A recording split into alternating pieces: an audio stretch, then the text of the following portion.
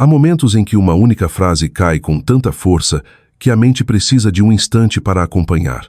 O meu chegou numa tarde quente em Campinas, quando tudo o que eu achava que podia tolerar mudou de uma vez. Meu nome é Lara Mendes. E até aquele dia, eu realmente acreditava que já conhecia os limites até onde minha família podia me pressionar. Desculpa, seu iPhone 17 está quebrado, disse minha irmã mais velha depois que eu recusei emprestar R$ 50 mil. A voz dela estava neutra, quase entediada, e a tela estilhaçada na mão dela deixava claro que não tinha sido acidente. Perguntei por que ela havia mexido no meu celular sem pedir. Ela deu de ombros como se fosse algo que eu não devia levar para o lado pessoal, como se o estrago que ela causou fosse um pequeno contratempo que eu devia resolver em silêncio. Antes que eu conseguisse processar tudo, minha mãe entrou com aquela suavidade familiar que ela usava só em uma direção e disse que tinha sido só um acidente. Acrescentou que eu não devia fazer um escândalo. Não perguntou o que aconteceu, nem olhou com atenção suficiente para ver como meu maxilar travou. Era o mesmo roteiro de sempre. Minha irmã criava a bagunça. Minha mãe varria para debaixo do tapete, e eu era esperada para engolir a frustração como prova de que me importava com a família. Fiquei em silêncio porque o silêncio tem um jeito de revelar o que as pessoas esperam de você.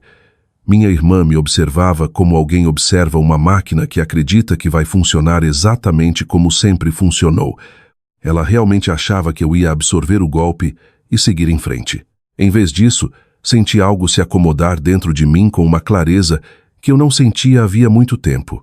Eu sabia que tinha chegado a um ponto sem volta. Se você estivesse no meu lugar, com o celular em pedaços e as desculpas já prontas para serem usadas, o que teria feito em seguida? Me conte seus pensamentos e como lidaria com um momento assim.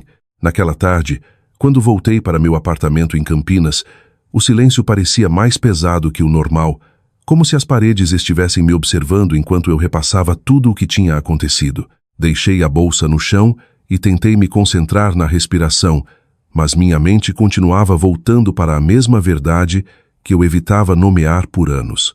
Minha irmã mais velha, Raquel Mendes, não tinha virado de repente alguém capaz de quebrar meu celular por R$ 50 mil. Ela sempre andou na linha entre o senso de direito e a conveniência, e eu passei a maior parte da vida me afastando para abrir espaço para as escolhas dela. Afundei no sofá e repassei momentos que me forcei a minimizar aqueles que se acumulavam em silêncio o suficiente para parecerem normais na época.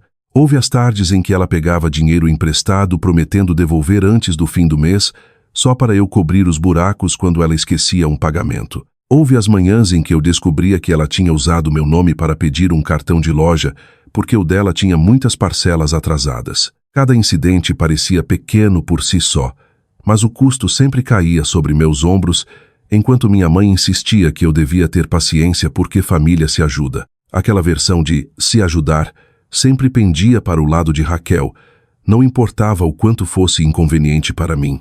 Quando a tensão apertou mais fundo, meu melhor amigo, Alexandre Lima, ligou depois de notar como minha voz falhou quando falamos mais cedo. Alexandre me conhecia havia tempo suficiente para perceber a mudança que eu tentava esconder, e quando expliquei o que aconteceu, a frustração que coloriu o silêncio dele me disse tudo. Eu raramente desabafava, mas no momento em que as palavras saíram da minha boca, senti os anos de desequilíbrio se encaixarem com uma clareza que me assustou. Alexandre me lembrou que minhas reações não eram dramáticas, mas atrasadas, e ouvir alguém validar aquela verdade me deu equilíbrio suficiente para continuar desempacotando as memórias que eu havia guardado. Era impossível ignorar como aquela dinâmica tinha começado cedo. Quando eu ainda estava na escola, minha mãe sempre encontrava um motivo para suavizar as consequências para Raquel, alegando que ela era sensível ou sobrecarregada, enquanto eu era esperada para me ajustar, porque supostamente aguentava mais. A mensagem era sutil, mas constante, e com o tempo aprendi a absorver a decepção sem demonstrar. Eu achava que a contenção me tornava a filha responsável, aquela que mantinha a paz, mas tudo o que fez foi ensinar a todos que eu ia me dobrar, até não sobrar mais nada para dobrar. Sentada ali, percebi que tinha chegado a um lugar onde até pequenos atos de desconsideração carregavam um peso que eu não conseguia mais absorver. O celular quebrado era só a parte mais visível de um padrão que atravessava minha vida inteira, e uma vez que eu nomeei aquilo, não consegui mais fingir que era algo inofensivo. Um cansaço que eu não me permitia reconhecer se instalou em mim, mais pesado do que eu queria admitir, mas inegavelmente honesto. Eu sabia que não podia voltar para a versão de mim que tolerava tudo por dever. Algo tinha mudado dentro de mim firme e irreversível, e pela primeira vez em anos entendi que recuar não era deslealdade, mas sobrevivência. Naquela noite, quando verifiquei minhas contas novamente, um mal-estar se instalou com uma clareza que eu não conseguia mais ignorar. Abri o laptop com a intenção de revisar só algumas transações recentes, mas no momento em que o painel carregou, percebi que a situação ia muito além de um único celular quebrado. O que começou como uma busca simples por cobranças estranhas rapidamente se transformou em um rastro de atividades que não se pareciam em nada com meu comportamento. E quanto mais eu rolava a tela, mais as peças se encaixavam de formas que apertavam meu peito. O primeiro sinal vermelho apareceu na página do Apple Family Sharing. Eu tinha configurado anos antes por conveniência, principalmente para manter os dispositivos sincronizados e as assinaturas organizadas. Porém, quando abri o histórico de compras, vários apps que eu nunca baixei apareceram na lista, agrupados em meses de cobranças silenciosas que passaram despercebidas. Eram assinaturas de estilo de vida, ferramentas de edição e upgrades premium, que combinavam com os hábitos de outra pessoa, não com os meus. O padrão era inconfundível, especialmente quando reconheci os horários alinhados com momentos em que Raquel tinha pedido meu celular emprestado sob o pretexto de checar mensagens. Na época, os pedidos pareciam inofensivos, mas as evidências mostravam algo bem mais deliberado. Quanto mais eu cavava, notei várias microtransações feitas via Apple Pay. Algumas eram pequenas compras de supermercado, outras itens diversos de lojas que minha mãe frequentava. Os valores eram baixos por si só, pequenos o suficiente para se misturarem ao orçamento mensal sem levantar alarme, mas a consistência do padrão tornava a intenção difícil de ignorar. Lembrei das vezes em que minha mãe mencionou ter esquecido o cartão ou precisar pagar rápido momentos que eu tinha descartado como favores rotineiros de família. Ver o rastro registrado nas minhas próprias contas tirava todas as desculpas que eu ainda segurava. Tentando manter o foco firme, liguei para Alexandre e pedi ajuda para verificar se certas cobranças mostravam sinais de aprovação manual ou de recorrência automática. Alexandre abordou a situação pelo lado técnico, não emocional, examinando horários, IDs de dispositivos e logs de autorização. Sem a suavidade da simpatia, ele apontou que várias compras tinham sido autorizadas por dispositivos que não estavam registrados em meu nome, o que significava que alguém vinha usando minhas credenciais sem meu conhecimento. A precisão daquela conclusão deu forma mais nítida a tudo, deixando-me com o reconhecimento inquietante de quanto tempo aquela fronteira tinha sido ultrapassada. Abri um documento em branco e comecei a compilar cada entrada suspeita, organizando por categoria para que meus pensamentos não se espalhassem. A lista cresceu firmemente, transformando-se de linhas soltas em um registro estruturado de como minhas contas tinham sido tratadas como propriedade coletiva. Destacava os apps ligados aos hábitos de Raquel e marcava as compras que combinavam com as rotinas da minha mãe. Depois agrupava as anomalias restantes numa coluna que chamei de fonte incerta. À medida que o arquivo crescia, ficava claro que o prejuízo financeiro ia muito além dos totais visíveis. O que mais me incomodava era a percepção de que aquele abuso não era novo, mas eu tinha sido demasiado disposta a racionalizar os sinais até então. Uma vez que as evidências estavam claramente diante de mim, senti uma mudança silenciosa dentro de mim, uma mudança que tornava a negação impossível. Abri as configurações e comecei a primeira rodada do que chamei silenciosamente de meus movimentos quietos. Ações sutis destinadas a me proteger sem anunciar nada. Atualizei senhas com combinações que ninguém conseguiria adivinhar. Removi todos os dispositivos compartilhados e revoguei permissões ligadas a logins antigos. Cada passo parecia uma reconquista de uma parte da minha vida que eu tinha entregado com demasiada facilidade. Quando terminei, o documento brilhava na tela, cheio de provas das escolhas que eu tinha permitido que outros fizessem por mim.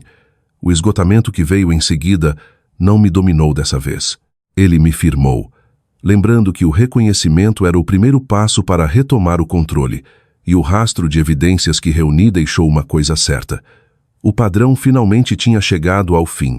Perto da meia-noite, comecei a me mover com uma clareza que parecia estranha, mas firme, como se todos os pensamentos dispersos tivessem finalmente se alinhado depois das descobertas daquela noite.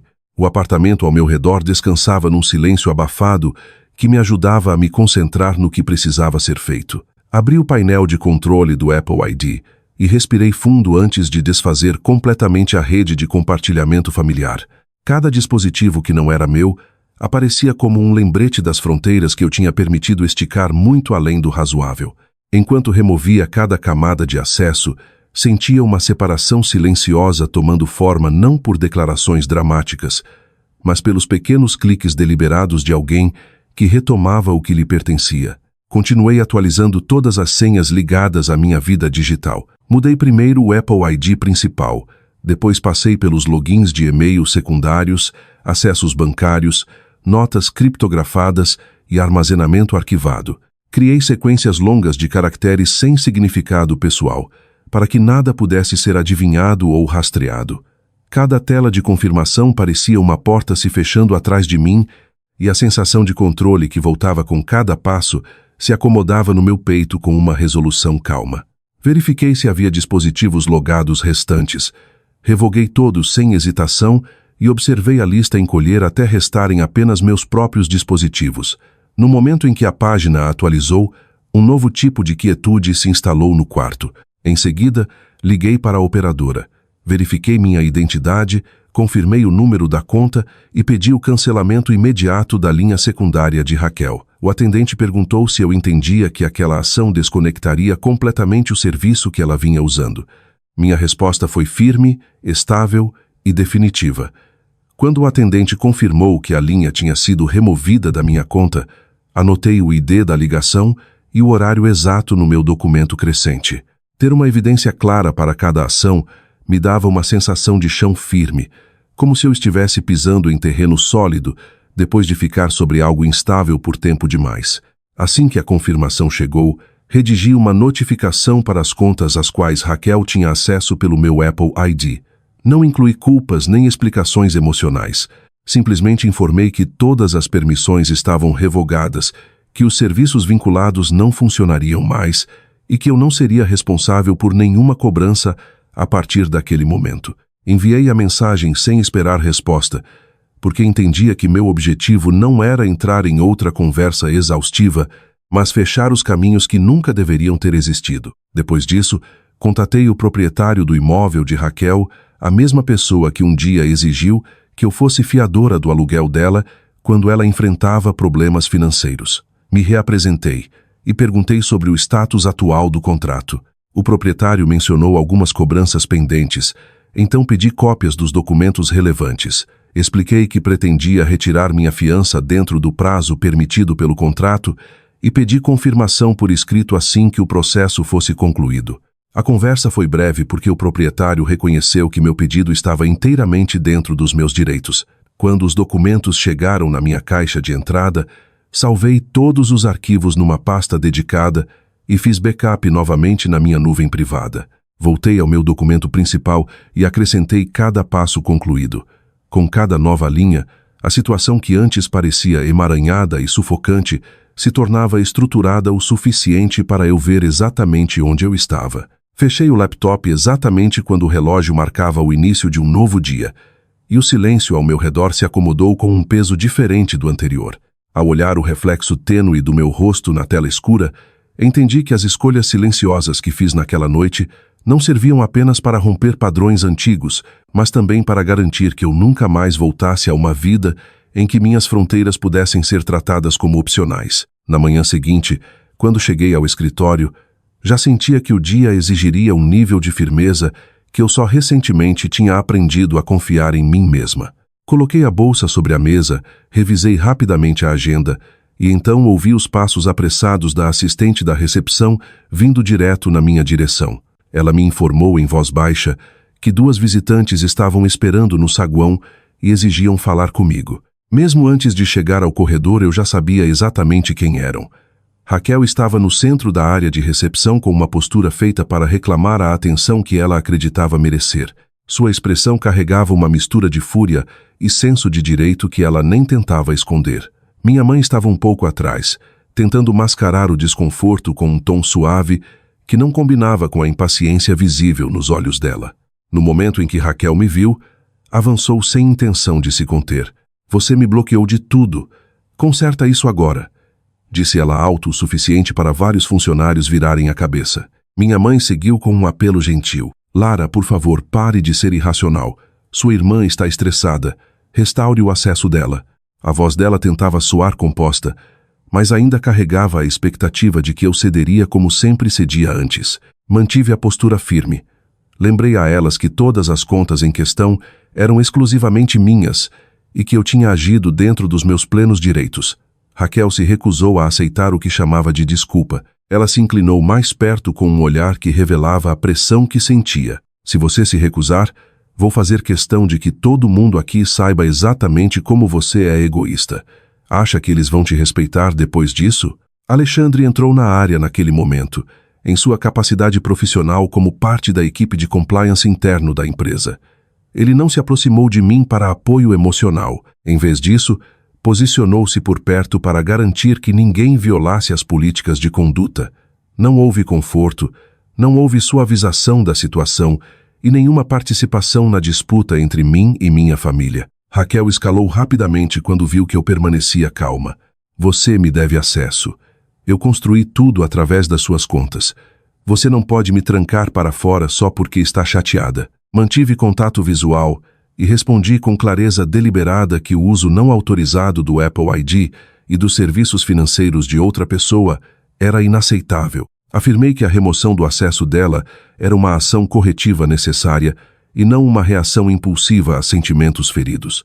Minha mãe tentou mais uma vez usar o apelo familiar à obrigação familiar, mas o peso daquele argumento já não me alcançava. A comoção atraiu a atenção da gerência do escritório, que chegou com um pedido firme.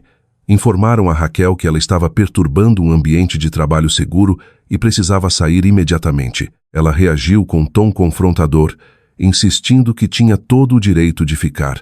Quando a segurança se aproximou, ela finalmente se dirigiu à saída. Antes de cruzar a porta, virou-se bruscamente e lançou uma ameaça final. Você vai se arrepender quando precisar de nós. Respondi com uma voz firme que surpreendeu até a mim mesma.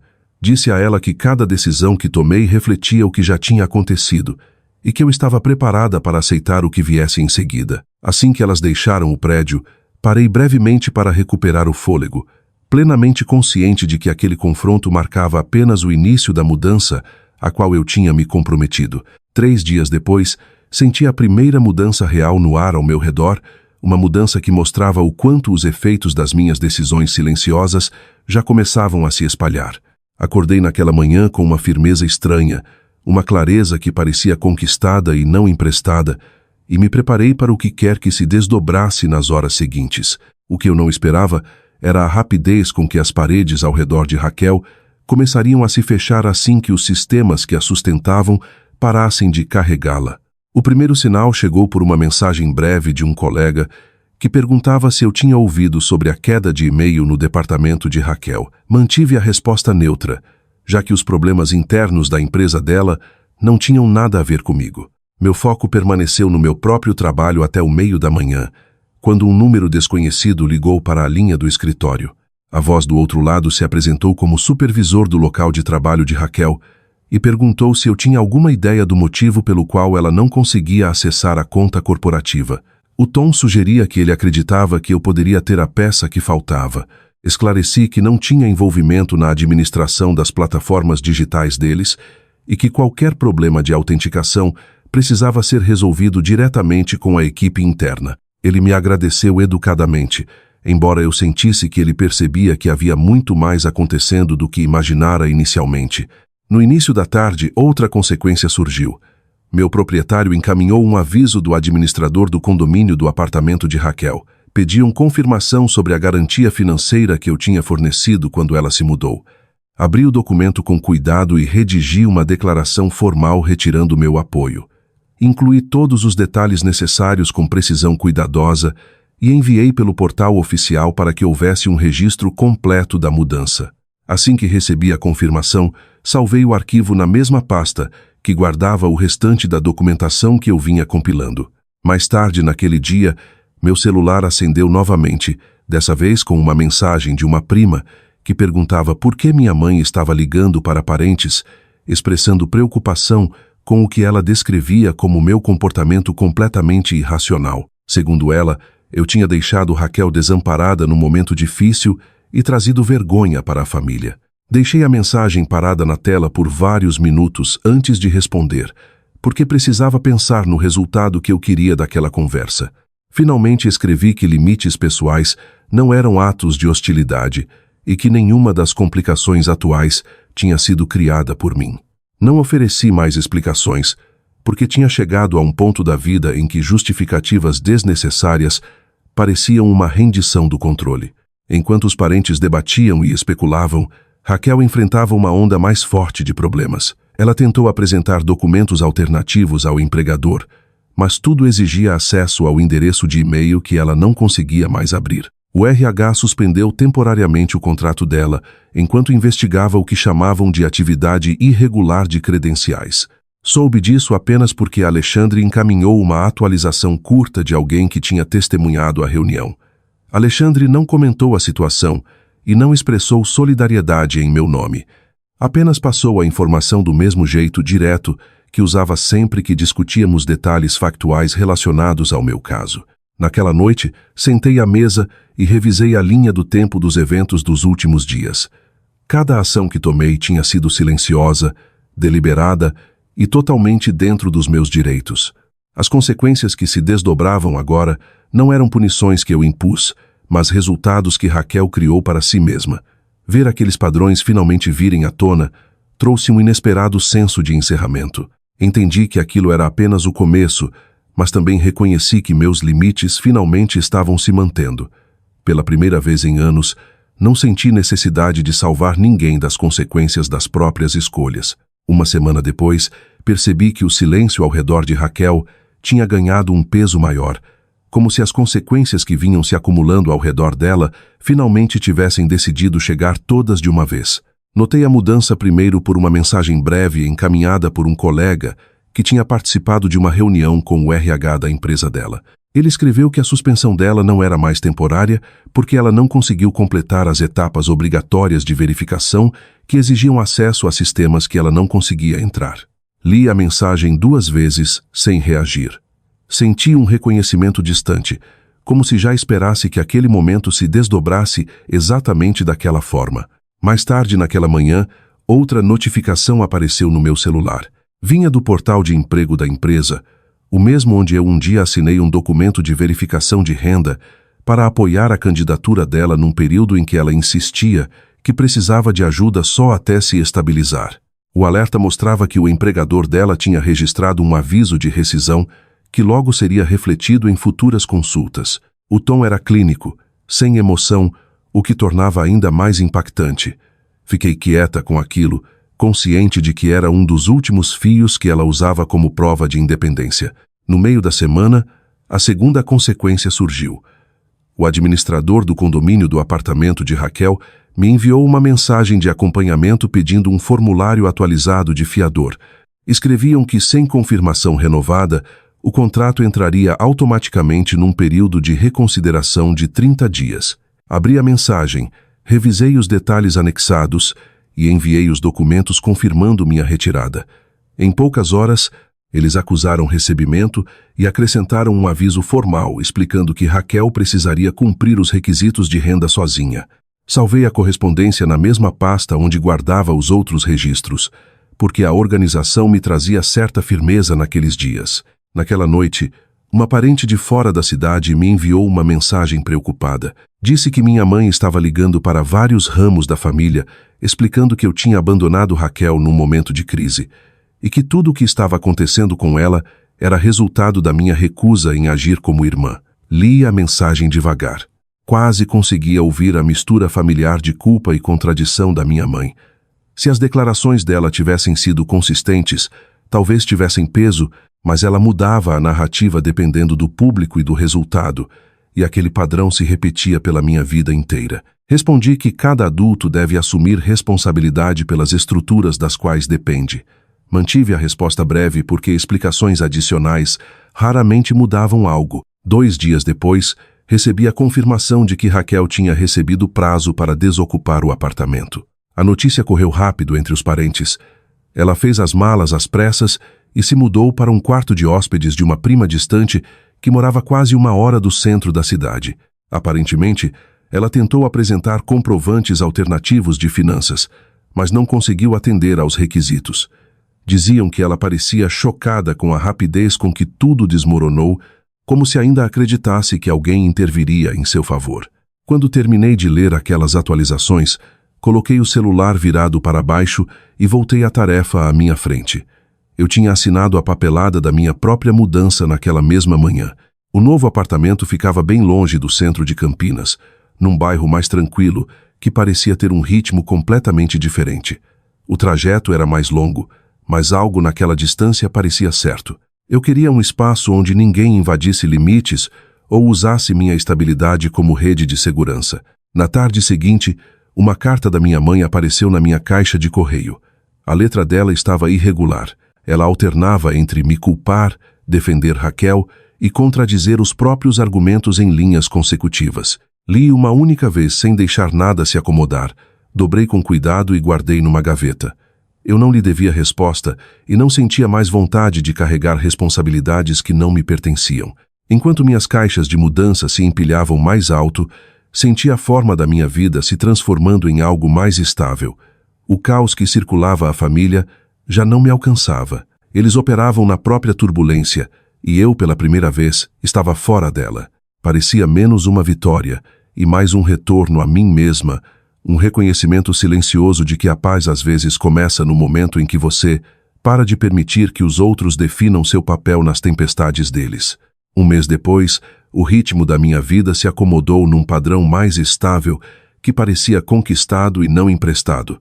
Meus dias de trabalho ficaram mais focados porque eu não gastava mais energia antecipando a próxima crise que poderia explodir ao redor de Raquel. Minha produtividade aumentou de formas que surpreenderam até meu supervisor, e as responsabilidades adicionais que aceitei vieram com um aumento salarial que silenciosamente confirmou minha decisão de proteger meus limites. Passei pelas semanas com uma clareza que faltava havia anos, e cada projeto concluído reforçava a sensação de que eu tinha retomado o controle da minha direção. Notícias sobre Raquel chegavam em fragmentos, geralmente por parentes que lutavam para entender como ela tinha caído tão rápido da posição confortável que um dia ocupava. Diziam que ela pulava entre empregos temporários que pagavam de forma inconsistente, e nenhum deles lhe dava a estabilidade necessária para se reerguer. Sem fiador e sem registros confiáveis de renda, ela não conseguia assinar novos contratos de aluguel. Continuava na casa daquela prima distante, onde a paciência estava se esgotando. Suas despesas cresciam enquanto seus ganhos diminuíam, e aqueles que antes se adiantavam para salvar, lá agora evitavam qualquer envolvimento. Eu ouvia quando essas atualizações chegavam, embora não as buscasse. Durante o mesmo período, minha mãe tentou ligar várias vezes, deixando mensagens que alternavam entre apelos emocionais e tentativas de enquadrar a situação como um mal-entendido. Deixei as ligações passarem sem resposta, porque cada mensagem revelava a mesma contradição. Ela queria que eu desfizesse as consequências que Raquel criou, enquanto se recusava a reconhecer a história que levou a essa distância. Meu silêncio não era punição, era autopreservação. No meio de tudo isso, Alexandre passou uma tarde depois de terminar um turno de segurança perto do meu bairro. Sentamos na varanda com chá gelado, enquanto conversávamos sobre assuntos neutros como trânsito e reformas no escritório. Ele não trouxe o assunto da família e eu não ofereci detalhes. A conversa pareceu leve e respeitosa, livre da pressão não dita que existia quando ele testemunhou o confronto no trabalho. Quando ele foi embora, apreciei que a visita era simplesmente um gesto de familiaridade e não uma tentativa de resgate.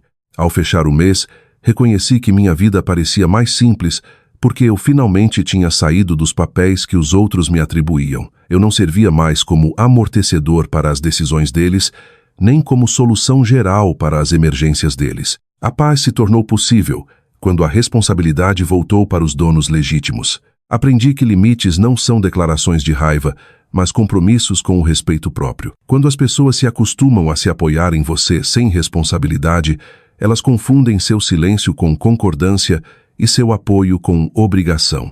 Recuar revelou quais relacionamentos se baseavam em cuidado genuíno e quais dependiam de conveniência. No momento em que parei de absorver o peso das escolhas dos outros, finalmente entendi que proteger meu bem-estar não exige permissão daqueles que um dia se beneficiaram da minha complacência. Obrigada por acompanhar esta história em cada ponto de virada e por dar espaço a uma perspectiva moldada por escolhas difíceis. Se você já se afastou de uma situação que exigia mais do que devolvia, eu adoraria ouvir como navegou por aquela mudança. Compartilhe seus pensamentos ou experiências nos comentários para que outros que enfrentam encruzilhadas semelhantes se sintam menos sozinhos em seu caminho.